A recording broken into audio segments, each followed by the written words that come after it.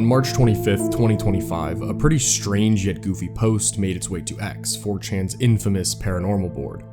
It was just an image of a man in classic-looking old-timey pajamas that said, "The face of a real sex demon. No one had any memory of this person before 2010, and in 15 years, he's become a part of everyone's childhood." It seemed to be just another X shitpost. It didn't get much attention at all and faded away. A few weeks later, on April 4th, the true phenomenon began. The same image titled Roy J. PJs as last time, accompanied with new text. This is a demon writing itself retroactively into pop culture history. This time the thread got a huge amount of attention. It truly seemed as if people were confused yet fascinated by what they read. Some people posted other images of this mystery man, and for some reason it seemed as if he was always in pajamas. One of these posts was a 1-second GIF. People had all sorts of emotions upon reading this discovery. One poster said, "This thread did something bad." Many other posters mentioned how much this was creeping them out, and of course, many others said that this was all fake. Perhaps most notably, somebody said this: "This guy was my favorite comedian growing up. I remember going to all of his movies. My favorite was the one where he saved Christmas with his talking donkey sidekick. It was a little cliche, but to young me it was gold. Thanks for sharing this." Before long, 4chan and the internet at large went on the hunt for this reality-bending comedian named Roy J. The very first video that was linked was actually unavailable when I tried to watch it. Another commenter posted a link saying, "Fuck, now he's injecting himself in old commercials."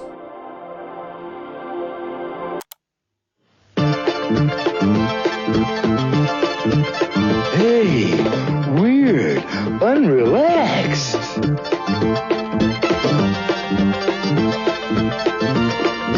They don't know the secret. I tell them, but they're weird. I'll tell you instead. The secret is... shh. Sparkling drinks from you know who. New from Debunk File. Feeling nostalgic? Grab these totally tubular tees from 1-900-shop.fourthwall.com today. We have something for everyone. Tees, hoodies, hats, stickers, you name it, Debunk File has it. This month we're celebrating September. All 30 days of this month that shares the namesake of the best looking host on YouTube, we're bringing back our killer deal of spending $60 and getting free shipping. September isn't only just for the deals. Keep an eye on our community page for more goodies coming this month very soon. Tired of looking like a square? Trust us, we care. Visit 1-900-shop.fourthwall.com today. Most Handsome Host claim is not legally binding and will not hold up in a court of law. Debunk File is not responsible for fainting or spending too much money. Stay for a while, it's Debunk File. One of these posters eventually found a Reddit thread from 2 years ago discussing the obscure comedian, Roy J. Of course, one of the top comments states that he never existed. Soon, another video was found by some poster claiming that he didn't come across it at all the first time he tried searching. This video was uploaded in 2023, but is dated from 1985 and provides 4 minutes of Roy J in action. Hi, weirdos. Can't stand weird people. I took the first steps last week to getting a divorce. I proposed. Weird. She was wild. I mean, different. As more and more of these videos were found, people began commenting about how strange and unnatural his movements were. Lots of posters were claiming that it was the result of AI and was more proof that this guy never actually existed, and had somehow retroactively placed himself into pop culture history. Somebody also hilariously compared Roy J to Sleeping Gary from Rick and Morty, which may be the most oddly accurate comparison I've ever seen. But enough browsing through this thread, let's get to the bottom of this. Was Roy J just an obscure British comedian from the 1980s, or was he an entity that entered all of our memories? When you search up Roy J on Google, the first thing that appears is his Wikipedia. This Wikipedia claims that he lived from 1948 to 2007 and was a comedian, most active in the 80s, making appearances on The Little and Large Show, The Bob Monkhouse Show, The Laughter Show, and The Main Attraction. Since there was a statement claiming that there was no memory of Roy J before 2010, I wanted to see when this Wikipedia was created. It appears to have been created in 2020. I was able to find a ton of Reddit threads about him, full of people that did remember Roy J from their youth, claiming that it's ridiculous for people to believe that the old footage of him was doctored in any way.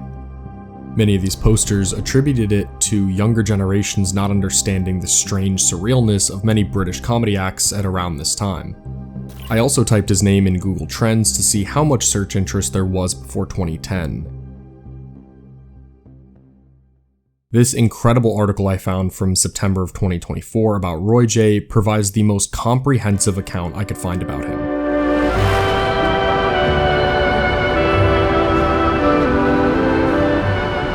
In the 1960s, Roy J was an up-and-coming musician, having formed multiple groups during the decade.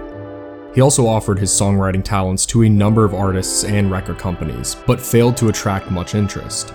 During the late 60s, he began doing stand-up. While practicing his acts, he would observe many of the other comedians he saw watching their run-of-the-mill routines that were quite similar to his own. He realized that he needed to stand out in some way, and throughout the early 1970s, he began experimenting. It worked. People began noticing the unique comedy of Roy J. One critic stated that his slightly unconventional approach gives the act an extra edge.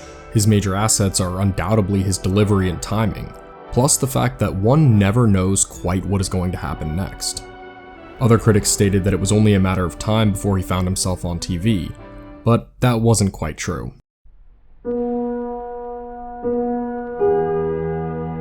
It would be a long time before he got his break.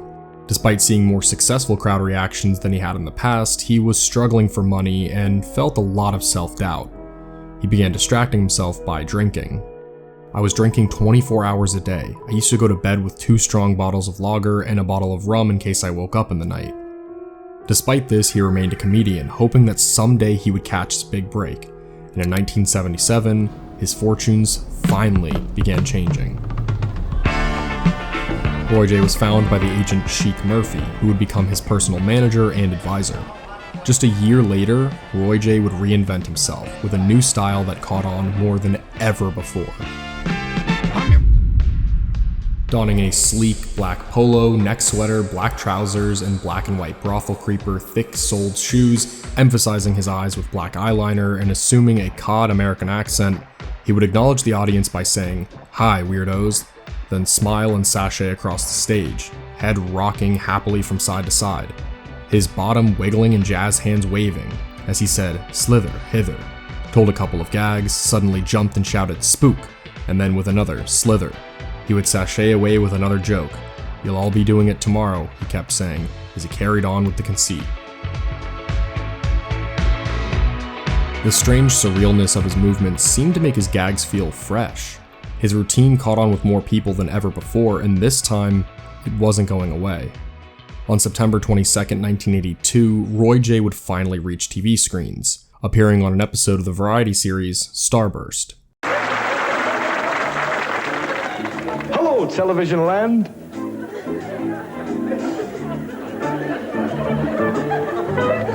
There's some weird people about, huh? Can't stand weird people. Slither hither.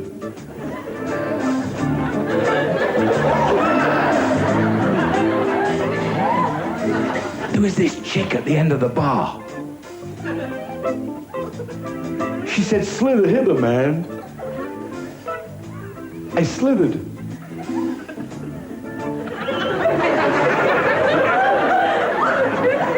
You'll all be doing it tomorrow. His reaction was very mixed. Some critics saw him as a ridiculous twerp, and the most unfunny character in the episode. Others thought he was refreshingly unique and very endearing. Children in particular seemed to enjoy his sort of childish mischief. His catchphrases of "slither" and "spook" were soon popular quotes on school playgrounds. Roy J had finally made it, and he was eager to do more. He self-funded the making of his own single, a cover of the I'd Ides of March hit called Vehicle, which was released in late 1982. I'm your friendly stranger in a black sedan. Won't you hop inside my car? I got candy flowers. Soon after, he would record and release an entire album, which I was actually able to find, uploaded in its entirety right here on YouTube.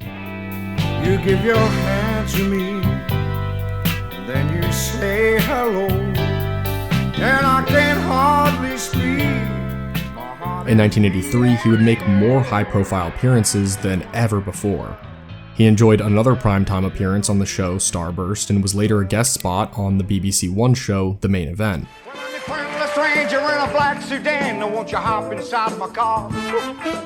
However, his greatest success was his appearance on the Bob Monkhouse show. I really find it very refreshing when I see a new comedian arrive on the scene with a style that's all his own. And I'd like you to share that rare pleasure with me now. Here's Roy J. After this performance, he was booked as a guest on Little and Large's Christmas special, which further helped expand his popularity. In 1984, he would feature on several major TV commercials, which helped familiarize him with even broader audiences. He also became a regular on The Laughter Show, hosted by an old friend of his named Dustin Gee. Roy J had finally made it, and he wanted to enjoy it. He began drinking more, partying more, taking drugs, and gambling. Despite his newfound fame, he still struggled to survive.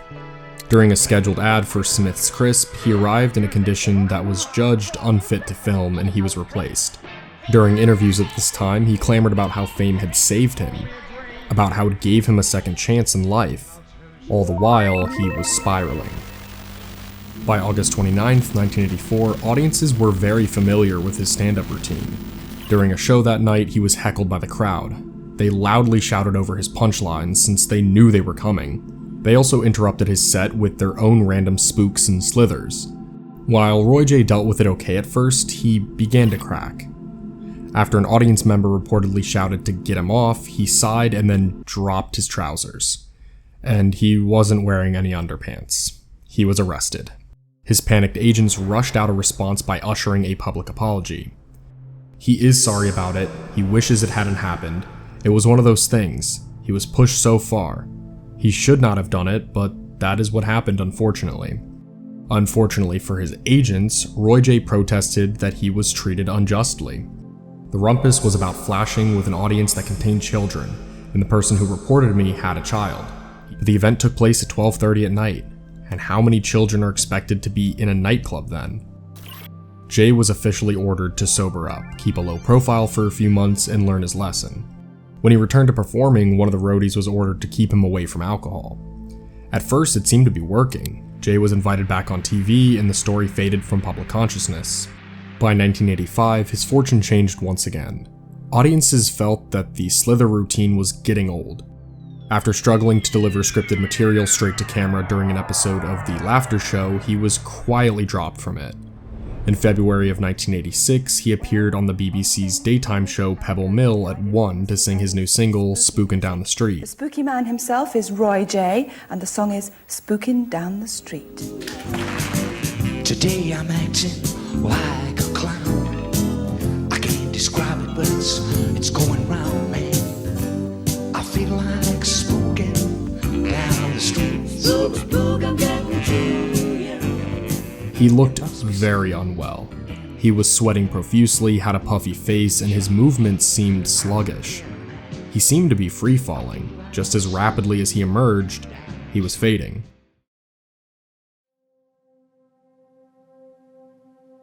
In 1993, a reader's letter in the Daily Mirror asked if anyone knew who the Slither comedian was who used to be on television. A member of the newspaper staff replied, "He is called Roy J, and it took ages to find that out. No one seems to know what he is doing now."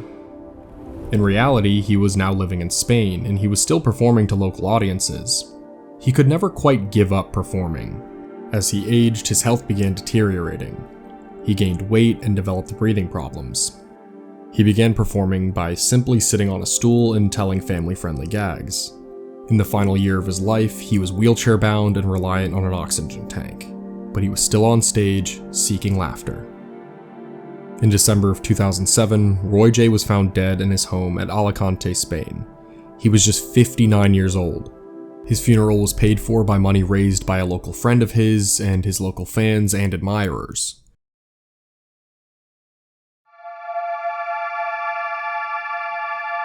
Roy J was never a demon planted into our public consciousness, and his videos were never altered by AI, but during his life, he did fade from public memory seemingly as fast as he arrived. The story he left behind was one of passion, ambition, and struggle. He was a very complicated individual who for a moment was in the brightest of lights, but he never gave it up, even when the lights shut off. A friend of Jay's from his later years performing in Spain says, he had his flaws, liked to drink and to smoke, but this made him a real person. Stories like his also reveal how short the memory of public consciousness really is. From forgetting his incident so quickly to forgetting him entirely, only remembering him again because of a posthumous mystery. A mystery that might reveal the increasing paranoia that internet users are experiencing, questioning whether very real things are fake. In a Stat magazine article, it stated that the unexpected attention brought upon Jay saw one of his children, dismayed at the suggestion that her father hadn't existed, clap back at one poster inquiring about the conspiracy in a now deleted thread on the Roy J Facebook group. Roy J's memory now lives on in his children and local friends. Perhaps someday, we will all learn to remember him for who he really was.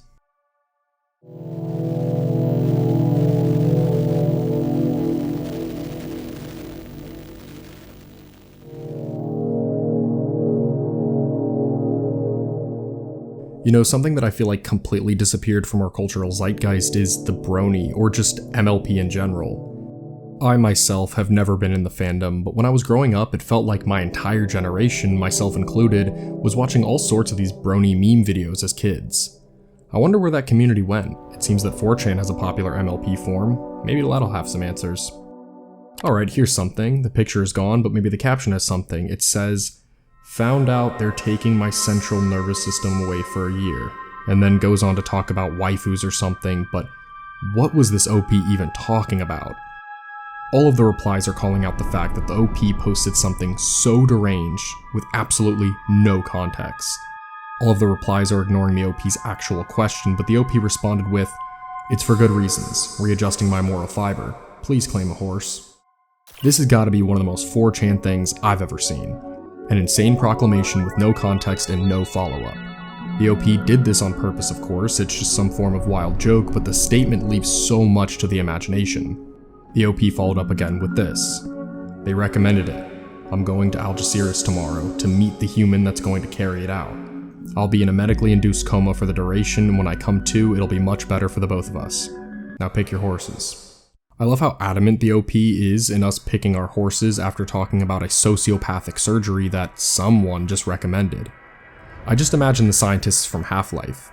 I have never played Half-Life and know pretty much nothing about the lore, so please roast me in the comments, but that's just where my head's at. The intentional usage of meet the human instead of meat is also perfectly on brand for this insanity. The OP replied to the cacophony of concern once again. "I'm leaving for a very long time, and I don't know if this board will be around by the time I return. I wanted my favorite type of thread before I leave, and I think this makes people more imaginative if they're trying to sabotage one another in a humorous way. I just wanted the essence before I leave for the time. I will return if everyone is alive in a year." I really don't even know where to start with this reply. Maybe this post is in the spirit of the board, but I don't remember a nervous system removal in any episode of MLP. Then again, I've never seen one, so maybe I missed something. Another great play on words here, using humorous like the bone instead of humorous. This psychopath is pretty damn funny. The OP mentions that they will return if everyone else is alive when they come back from the surgery. What would happen to the people of this board in the year-long time span? Is the OP selling out the board to the mysterious doctors? Are they going to take everyone else's nervous system? Well, we received one last message from the OP. "Well, it's finally time to leave. I'll return if anyone is around next November 1st. I want to thank everyone for existing. Most of you are great, and I hope you live gigantic lives. If the world ends before, then I will be disappointed. Goodbye, MLP, for now." A fitting end for one of the most silliest 4chan threads I've ever seen. So, in what context would removing your nervous system be good for moral fiber? And how on earth would it only be for 1 year? What are they gonna do? Put it back? What evil doctor does this person know? Why would the world be going to end? Why am I actually losing my mind about an obvious shitpost? You know what, let's just move on before I fly too close to the sun and learn things no man should know about.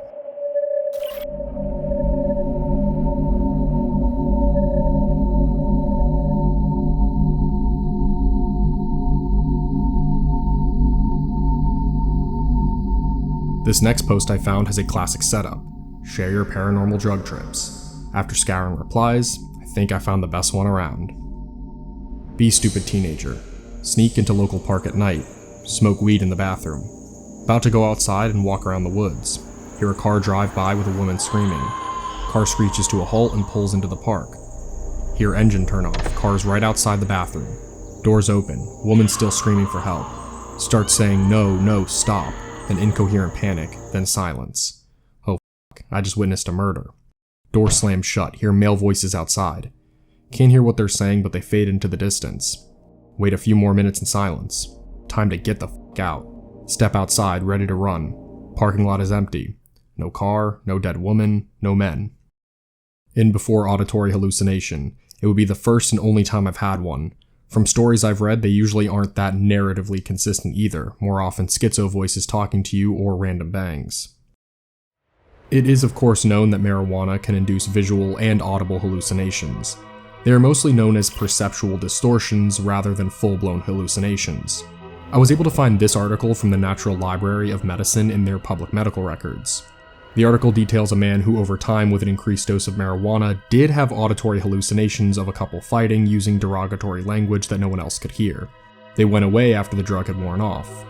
I'm not a psychiatrist, herbalist, or medical professional of any kind, and since these hallucinations are extremely rare, it's hard to tell what this OP experienced, if the story is even real in the first place.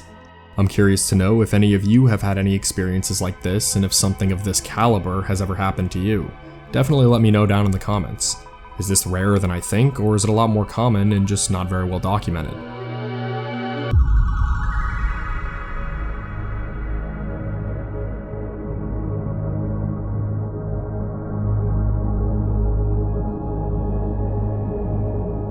Searching for 4chan posts in the wild has become increasingly difficult. Wading through the average filth that most people post is not for the faint-hearted, but every once in a while, you find a post so insane in the wild that it begs to be talked about.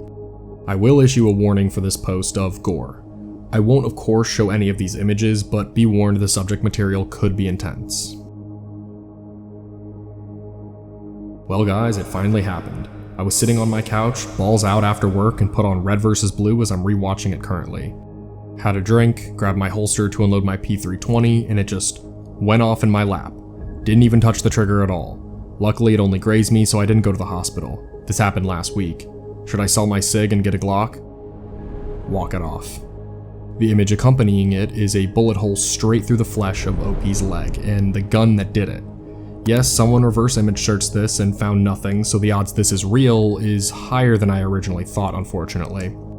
The OP posted another picture having cleaned off the wound in his bathtub, and it looks like he actually did a pretty good job.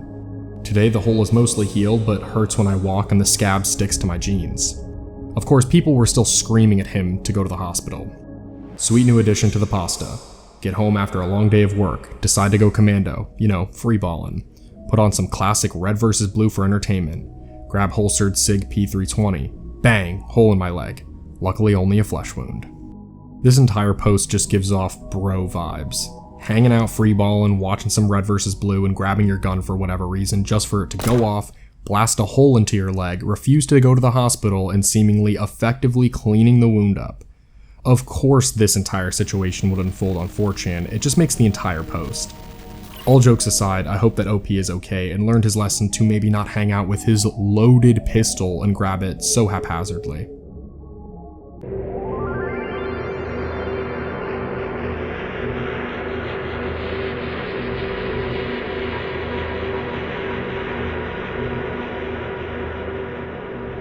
Our next post chronicles a poster finding a strange dead animal that they are struggling to identify. Found a strange dead animal along the East River. This morning my boyfriend and I found a strange dead animal washed up on the sandy edge of the East River, beneath the Brooklyn Bridge on the Manhattan side. Maybe it's just a dog or an absolutely massive rat, but so far it hasn't matched anything we found online.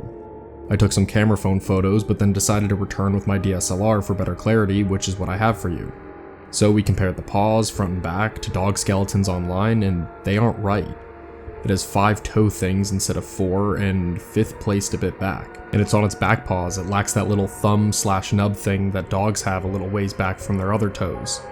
Part of its jaw is gone, but we do not see any long canine incisors either. Anyone have an opinion on what this is? I will dump some more images as well. I found this post deep in X archives, and when I tried to view her image, it sadly wasn't working. For this reason, I thought this post was doomed. The worst part was the replies had a ton of different reactions to this supposed dead animal. Looks like a really f***ed up dog.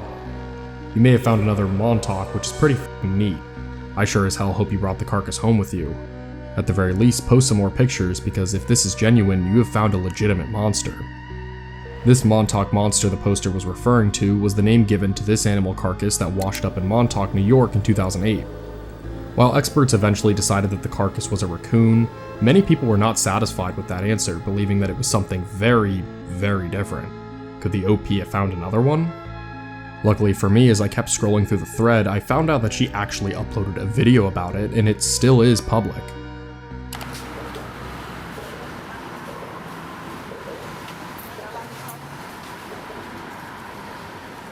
This video unfortunately doesn't give us the same type of close-up angles she described, but it does show the body of the animal, which is pretty difficult to definitively identify.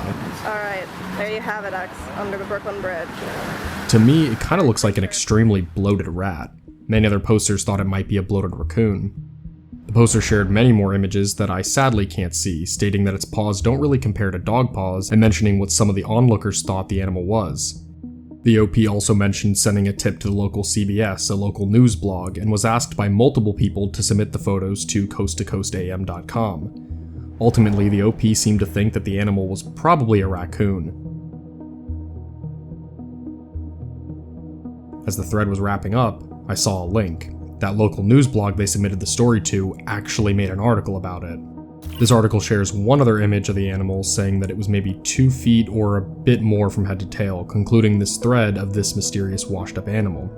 So, what do you think? Was this a dog that washed up, a raccoon, a possum, or was it the elusive Montauk monster striking once again?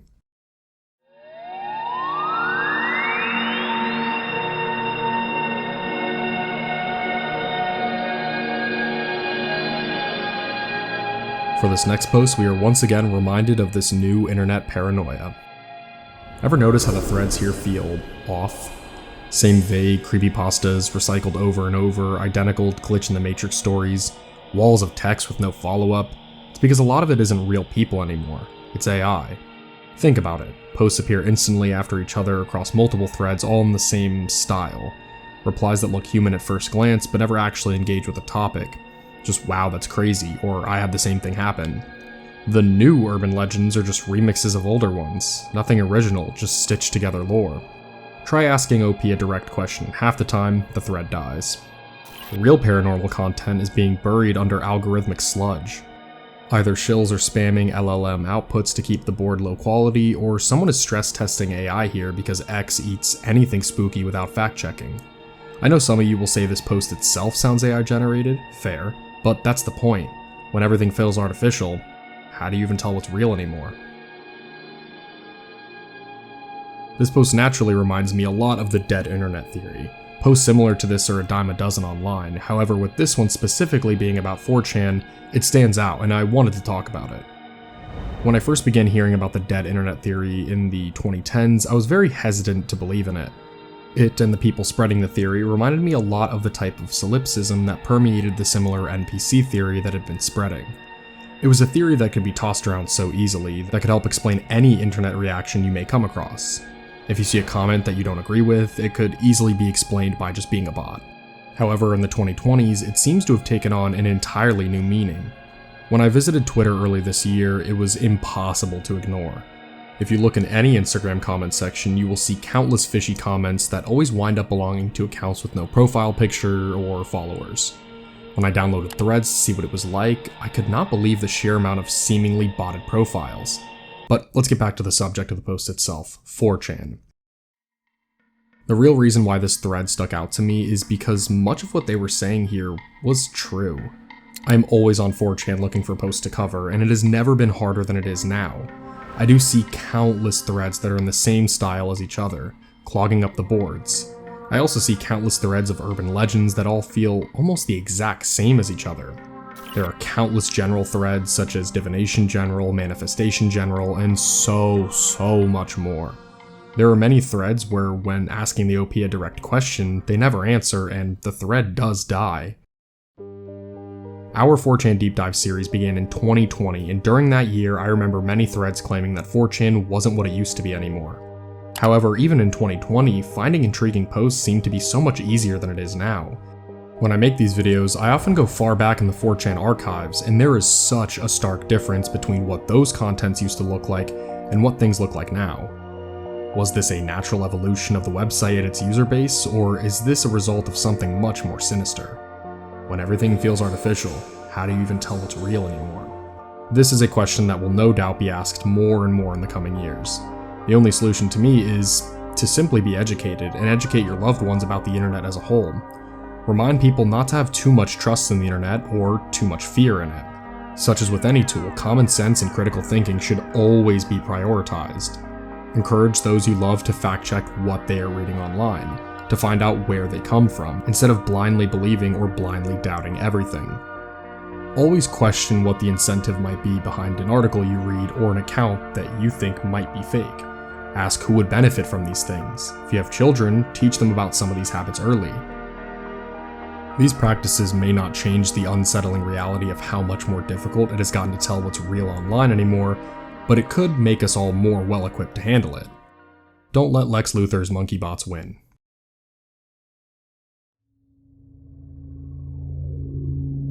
For our final post, I may have stumbled upon the biggest conspiracy of them all. They do not want you to know this. Caution is advised. Who do you think these doors are for in the White House? Red pill me on the gnome agenda. Have they really infiltrated the highest levels of government? That's right, the gnomes have taken over. They are the true ones pulling the strings.